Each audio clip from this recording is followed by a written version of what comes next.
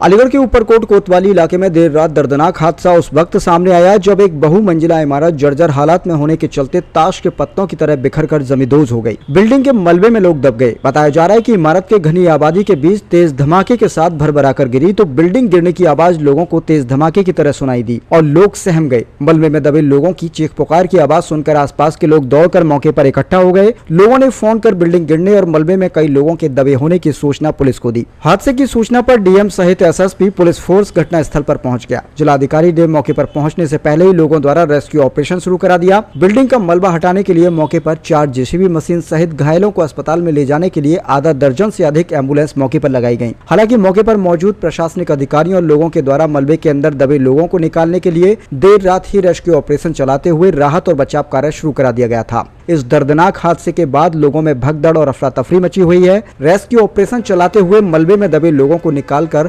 घायलों को जिला अस्पताल से प्राथमिक उपचार के बाद डॉक्टरों द्वारा मेडिकल कॉलेज के लिए रेफर कर दिया गया। बहुमंजिला बिल्डिंग गिरने की सूचना पर घटना स्थल पर पहुंचे डीएम इंद्र विक्रम सिंह का कहना है कि ऊपरकोट कोतवाली क्षेत्र में 1 वर्ष पुरानी जर्जर बिल्डिंग थी, जिस जर्जर बिल्डिंग के अंदर एक गोदाम भी बना हुआ था, जो कि बिल्डिंग देर रात गिर गई। राहत और बचाव कार्य के लिए 4 जेसीबी मशीन और 6 एम्बुलेंस घटना स्थल पर लगाई गई हैं। जेसीबी मशीनों से मलबे को हटाने का काम कराया जा रहा है, तो वही मलबे के अंदर दबे लोगों को बाहर निकालकर एम्बुलेंस से सीधे अस्पताल भेजा जा रहा है और राहत बचाव कार्य लगातार जारी है। जल्द ही स्थिति को नियंत्रण में कर लिया जाएगा।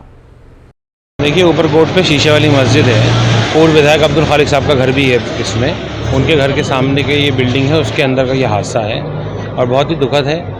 और कारखाना था, कितने लोग दबे थे? ये शाकिर भाई हैं, इनका ताले का काम है। ये 3 मंजिला इमारत है। उनके यहाँ पे लेबर भी रहती है, तो तकरीबन 7-8 लोग थे, जिसमें से 5 लोग तो जो है वो निकाल के अस्पताल पहुँचा दिए हैं। एक भैया भाई हैं शाहजमाल के, उनकी टांग भी जो है वो कट गई है इसमें। और बाकी अभी जो है वो एडमिनिस्ट्रेशन जो है वो लगा हुआ और जेसीबीज लगी हुई हैं कि ये छत हटाएं। तो हम लोगों को उम्मीद है इंशाअल्लाह अल्लाह की ज़ात से कि शाकिर भाई बेसमेंट में है और बेसमेंट अभी तक सेफ है। क्या लगता है जिस तरह ये घटना हुई है, क्या कारण नजर आ रहा है इसके अंदर? देखिए, ये बहुत पुरानी इमारतें हैं, जर्जर हालात में हैं। ये अलीगढ़ में ऊपरकोट इलाके में एक पुरानी मंदिर थी और पुराना बिल्डिंग थी कोतवाली क्षेत्र में। यहाँ पर इस बिल्डिंग के अंदर गोदाम था और गोदाम की बिल्डिंग कमज़ोर थी। वैसे उसमें कोई परिवार नहीं रहता था, अभी तक की जो जानकारी दी गई है उसके अनुसार। 3 लोग उसमें कुछ सामान वामान निकालने के लिए गए थे। बिल्डिंग कमज़ोर होने के कारण अचानक उसकी छत गिर गई, जिसमें से 2 घायल जिला अस्पताल में हैं, जिनका हालत सामान्य है। एक को मेडिकल कॉलेज में भर्ती कराया गया है, उसकी भी जीवन को कोई खतरा नहीं है, बात हो गई है। पैर में चोट है तो उसकी सर्जरी की जा रही है और बाकी अभी मौके पर रेस्क्यू ऑपरेशन चल रहा है, मलबा हटाया जा रहा है। स्थानीय लोगों से पूछताछ की जा रही है। अभी इस बात की पुष्टि नहीं हो पा रही कि इसके अंदर कोई है अथवा नहीं है। सर, किसी रेस्क्यू ऑपरेशन में कितनी टीमें लगाई गई है, कितनी मशीनों की व्यवस्था की है? इसमें 4 जेसीबी और 6 एम्बुलेंसेज यहाँ पर हैं। आवश्यकता के अनुसार और लगाई जा सकती हैं, लेकिन यहाँ पर मौके पर इतनी की ही ज़रूरत है।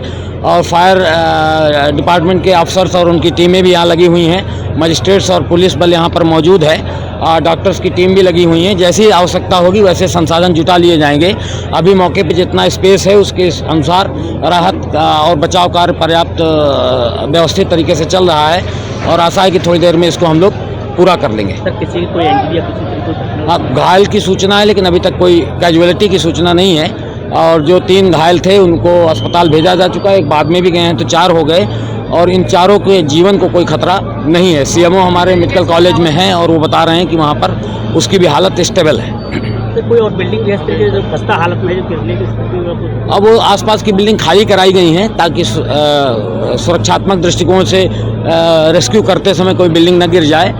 और बाकी तो अभी थोड़ा सा और जब काम हो जाएगा तब पता लगेगा कि स्थिति क्या है, उसके आगे पीछे के भावना।